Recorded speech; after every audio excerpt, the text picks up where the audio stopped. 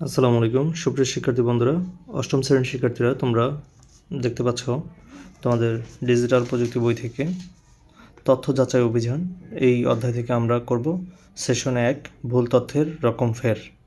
তো আমরা এখানে পরিস্থিতি 1 তো এখানে দেওয়াই আছে, তো পরিস্থিতি 2টা পড়ব, তার উপর আমরা একটি অপর পৃষ্ঠায় অর্থাৎ 3 পেজে একটি 3 পৃষ্ঠায় তোমরা দেখবে যে সামনে দেখতে পাবে, আমি দেখাবো 3 পৃষ্ঠায় দেখতে পাবে দুটি শূন্যস্থান দেওয়া আছে পরিস্থিতি 2 এর উপরে এবং পরিস্থিতি 3 এর উপরে। পরিস্থিতি ওই দুটো শূন্যস্থান যদি পূরণ করতে হয় তাহলে আগে তোমাদেরকে অবশ্যই পরিস্থিতি 2 সম্পর্কে তোমাদেরকে ভালোভাবে বুঝতে হবে। তো এখানে এমন একটি কথা বলা আছে যে একটি প্রতিবেদন, একটি ভিডিও প্রতিবেদনে দেখা যাচ্ছে যে একটি রেস্টুরেন্ট। আমি এই ঘটনাটা বলি, এত পড়ার সময় নেই, কারণ যত সংক্ষিপ্ত করা যায় ততই ভালো। তো আমি বুঝাচ্ছি। এখানে মানে একটি প্রতিষ্ঠান, মানে নিরাপদ খাদ্য অভিযানের আওতায় একটা অভিযান পরিচালিত হয়েছে একটা রেস্টুরেন্টের আসল যে রেস্টুরেন্টটা সেটার নাম হচ্ছে বাট এখানে খবর পাওয়া গেছে যে এখানে মেয়াদ উত্তীর্ণ একটা মশলা দিয়ে খাবার তৈরি করা হয়। তো প্রকৃতপক্ষে যে রেস্টুরেন্টে ভেজাল খাবার তৈরি হয় সেই রেস্টুরেন্টের নাম হচ্ছে তো এখানে রেস্টুরেন্টটা মূলত এরা ভালো মশলা দিয়ে তৈরি করে, এরা মেয়াদ উত্তীর্ণ মশলা দিয়ে খাবার তৈরি করে না। তো এখানে রেস্টুরেন্টের ক্ষতি করার জন্যই মূলত রেস্টুরেন্টগুলো এই কাজ করেছে। রেস্টুরেন্টের সুনাম নষ্ট করার জন্যই তারা এই কাজটি করেছে। প্রতিষ্ঠানটি নামের প্রতিষ্ঠানটা কাজটা করেছে। তো এখানে দেখা যাচ্ছে যে এই যে দেখো, আমি এখানে প্রমাণ দেখাচ্ছি, রেস্টুরেন্ট নাম ব্যবহার করে ইন্টারনেটে আপলোড দিয়েছে। কারা আপলোড দিয়েছে? প্রতিষ্ঠানের যেই রেস্টুরেন্টটি আছে সেই রেস্টুরেন্টের লোক বা সেই রেস্টুরেন্টের ঘনিষ্ঠ কেউ একজন রেস্টুরেন্টের নামে ওই ইন্টারনেটে আপলোড দিয়েছে ওই অভিযানটি। অর্থাৎ এটা একটা তোমার ফেক নিউজ বা ডিসইনফরমেশন। মূলত রেস্টুরেন্টের এরকম কোনো তোমার এরকম কোনো ক্ষতি বা এরকম কোনো সুনাম নেই, এরকম কোনো দুর্নাম নেই, কিন্তু রেস্টুরেন্ট তাদের দুর্নাম ঢাকার জন্য রেস্টুরেন্টের নাম ব্যবহার করে এই ভিডিওটি আপলোড দিয়েছে। তো এটা হচ্ছে একটা ফেক নিউজ এবং বা ভুল তথ্য বা ডিসইনফরমেশন হিসেবে পরিচিত। তো এখন আমরা অপর পৃষ্ঠায় চলে যাব। এখানে দেখো বলছে যে আমি যেভাবে সঠিক তথ্য যাচাই করতে পারতাম। তো আমি যেভাবে সঠিক তথ্য যাচাই করতে পারতাম সেটা হচ্ছে, আমি এখন লিখব, তোমাদেরকে লিখে দেখাচ্ছি যে এই ঘরে আমার ধারণাগুলো লিখি, অর্থাৎ তোমরা এই ঘরে ধারণাগুলো লিখবে। আমি এখানে লিখে দিচ্ছি। দেখো, প্রথমে আমি লিখব যে এই তথ্যটি, তো আমি এখানে পরিস্থিতি 2 লিখি। পরিস্থিতি 2 1 নম্বরে, এক নম্বর লেখা লাগবে না। তথ্যটি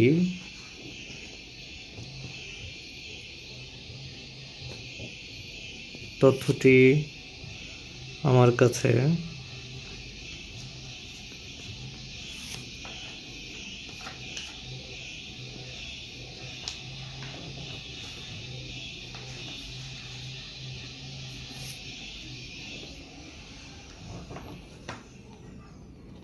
ভুল বা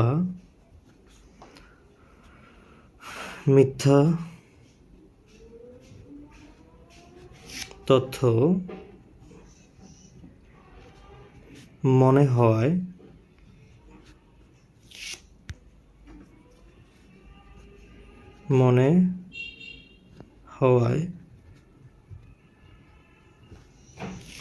প্রথমে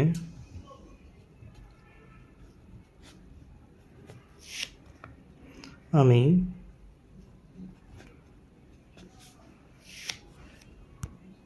নিরাপদ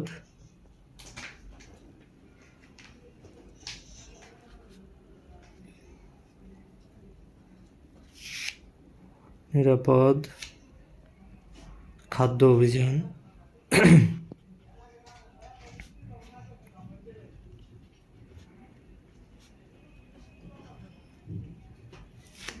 অভিযান সার্চ বারে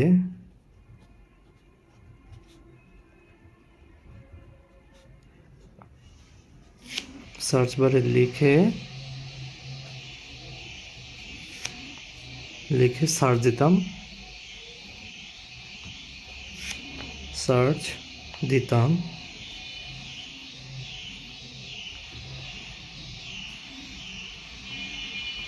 তাহলে আসল তথ্যটি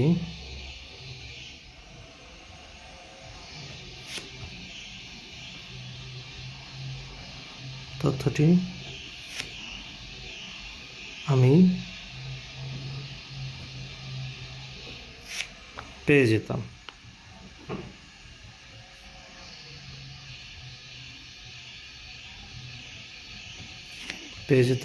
এবং সেই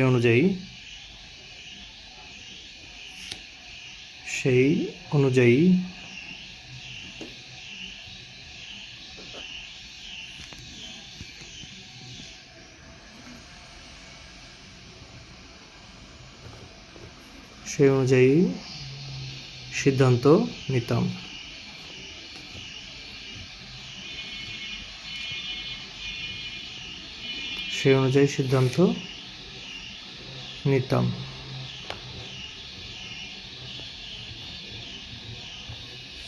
তো তোমরা তোমাদের বিবরণের ঘরে পরিস্থিতি 2 এর ঘরে এটা লিখে দিবে। আশা রাখি বুঝতে পেরেছ। এরপরে পরিস্থিতি 3 সম্পর্কে আমি আলোচনা করব। এখানে বলেছে যে কোনো সময় বা মাঝে মাঝে এমন একটি ভুল বোঝাবুঝির সৃষ্টি হয়, অর্থাৎ একটি প্রতিষ্ঠানে এই পরিস্থিতি 3-এ যে বিষয়টি বলা হচ্ছে সে বিষয়টি হচ্ছে এখানে একজন চেয়ারম্যানকে নিয়োগ দেওয়া হয়েছে, নতুন একজন চেয়ারম্যানকে, কিন্তু এই প্রতিষ্ঠানে আগের যে চেয়ারম্যান ছিল তিনি মূলত অপরাধ করেছেন এবং সেই অপরাধের ভার আমরা মানে এখানের আলোকে বোঝা যাচ্ছে যে এই চেয়ারম্যানের উপরে এসে পড়েছে, অর্থাৎ এই চেয়ারম্যান কোনো অন্যায় করেনি, বরং আগের চেয়ারম্যানই মূলত এই অন্যায়টি করেছে বা দুর্নীতি করেছে। তো তার নামটি সেখানে না দিয়ে বরঞ্চ বর্তমান চেয়ারম্যানের নাম দেওয়া হয়েছে। মূলত হচ্ছে আগের চেয়ারম্যান এই অপরাধটি করেছে। তো এখানে এই বর্তমান যে চেয়ারম্যান উনি আসলে কোনো অন্যায় করেনি, উনি মূলত পুরস্কার প্রাপ্ত একজন চেয়ারম্যান। তো এখানে যেই সংবাদটি প্রচার হয়েছে এখানে বলা আছে, দেখো, সঠিক সংবাদটি একজন ব্যক্তি বা প্রতিষ্ঠানের জন্য ক্ষতির কারণ হয়ে দাঁড়ালো। অর্থাৎ ওই সঠিক সংবাদটি যদি হতো তাহলে একজন ব্যক্তি বা প্রতিষ্ঠানের এই ক্ষতিটা হতো না। সঠিক সংবাদটি যদি প্রচার হতো, তো ব্যক্তি, দল বা প্রতিষ্ঠান, রাষ্ট্রের ক্ষতি করার উদ্দেশ্যে সঠিক সংবাদকে ভিন্ন পরিস্থিতিতে ব্যবহার করলে একে বলা হয় মেল ইনফরমেশন। অর্থাৎ একজনের জায়গায় আরেকজনের নাম যদি ব্যবহার করে কোনো প্রতিষ্ঠানের দুর্নাম করা হয় বা কোনো ব্যক্তির দুর্নাম করা হয় তাহলে, বা কোনো ব্যক্তির ভিডিও তৈরি করা হয় তাহলে সেটা হচ্ছে মেল ইনফরমেশন বা অপতথ্য। তো আমি পরিস্থিতি 3 সম্পর্কে যেই মূল ধারণাটি বা তোমাদের খালি ঘরটি পূরণ করে দিচ্ছি, ছকটি পূরণ করে দিচ্ছি, এখনই দেখবে। এই যে দেখো, এখানে বলেছে যে আমি যেভাবে সঠিক তথ্য যাচাই করতে পারতাম এই ঘরে আমার ধারণাগুলো লিখি। তো আমি যেইভাবে সঠিক তথ্য যাচাই করতে পারতাম সেটা আমি লিখব আমার এই খাতাটিতে। তোমাদের যেহেতু বইতে লেখা নিয়ম খুব বেশি একটা নেই, তোমরা নিজেরা লিখবে, আর আমি লিখব না বইতে, আমি খাতায় লিখব। তো পরিস্থিতি 3 সম্পর্কে আমি লিখছি। পরিস্থিতি 3।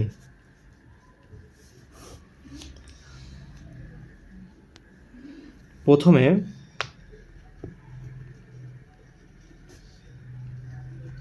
যে তথ্যটি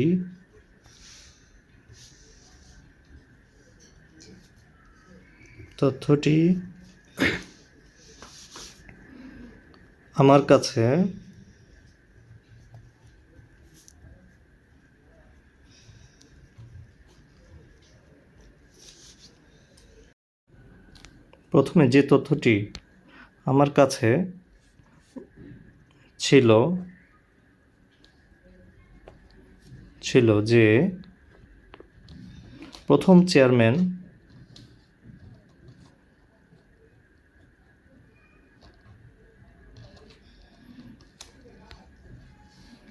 প্রথম চেয়ারম্যানের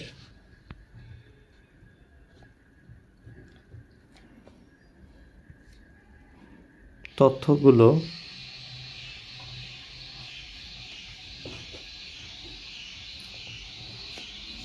বিভিন্ন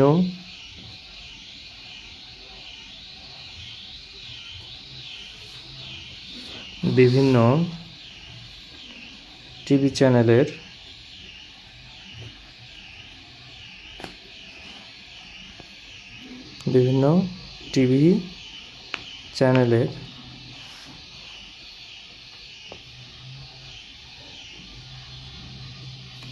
চ্যানেলে আপলোড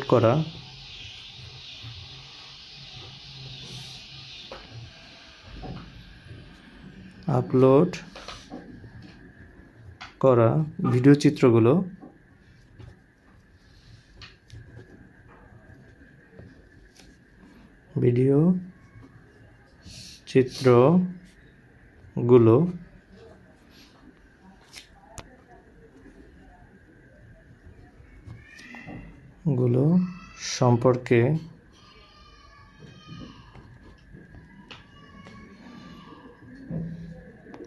সম্পর্কে যাচাই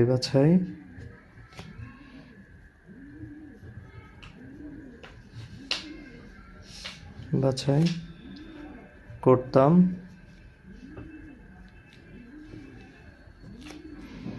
করতাম এবং বিভিন্ন পত্রিকা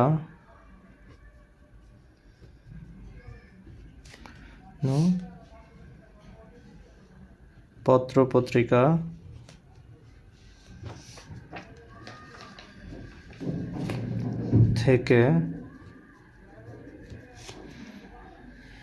সঠিক তথ্য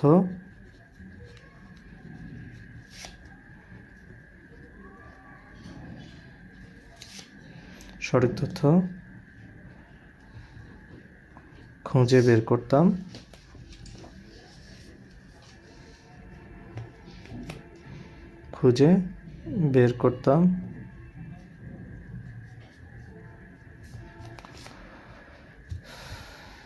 এবং তার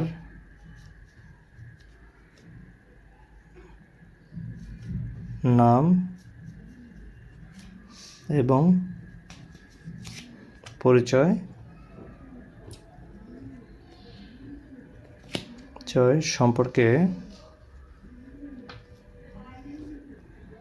সম্পর্কে জানতাম।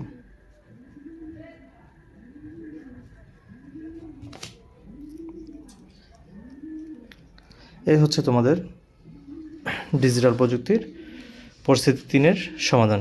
এরপরে বলেছে যে শিক্ষকের কাছ থেকে আমার উত্তর মিলে নেই, অর্থাৎ তোমরা এটা শিক্ষকের কাছে দেখাবে, তোমাদের ক্লাস টিচারের কাছে দেখাবে, অর্থাৎ যিনি ডিজিটাল প্রযুক্তি ক্লাসটি নেয় ওনাকে দেখাবে, দেখিয়ে তারপর ওনার থেকে ডিসিশন নেবে বা ওনার উত্তরের সাথে বা ওনার মতামত নিয়ে মিলিয়ে নেবে। সো খোদা হাফেজ, আসসালামু আলাইকুম।